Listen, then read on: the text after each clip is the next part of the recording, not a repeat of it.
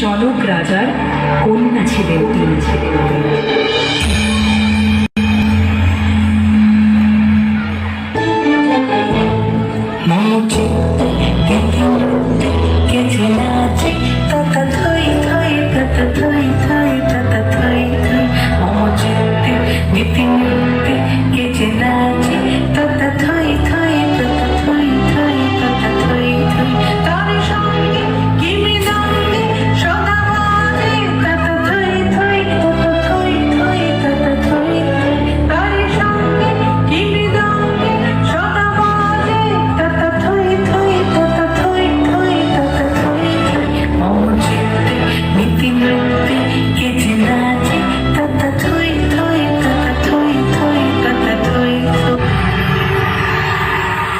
কিছু বছর পর জনক রাজা তার কন্যার বিবাহ দেওয়ার জন্য সিদ্ধান্ত নিলেন এবং তিনি আয়োজন করলেন এক মহা স্বয়ম্বর সভার।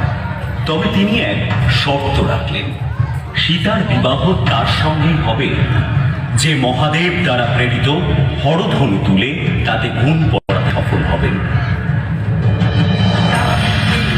উপস্থিত হলেন নানান রাজ্যের রাজারা। একের পর এক রাজারা এলেন, কিন্তু কেউ হরধনু তুলতে পর্যন্ত পারলেন না। সেই সভায় উপস্থিত ছিলেন রাবণ ভ্রাতা বহিরাবণ।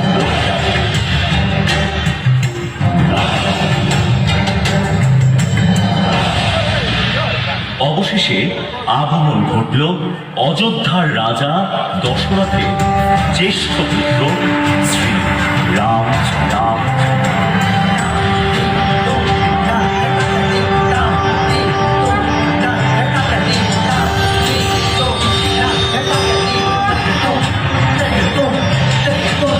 সকলকে অবাক করে হরধনু করলেন শ্রী রামচন্দ্র।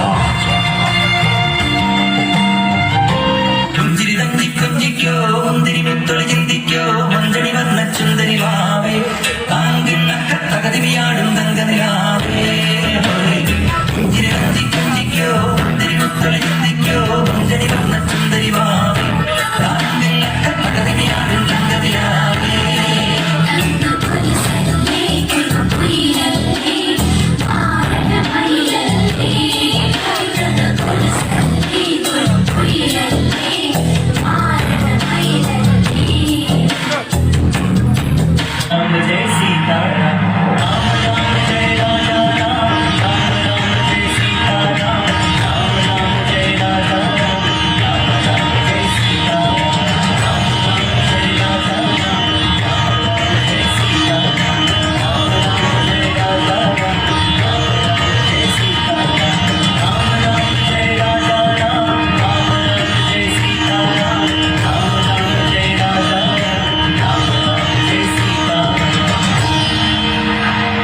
সৃষ্টি হলো এক আত্মিক যুগ রাম।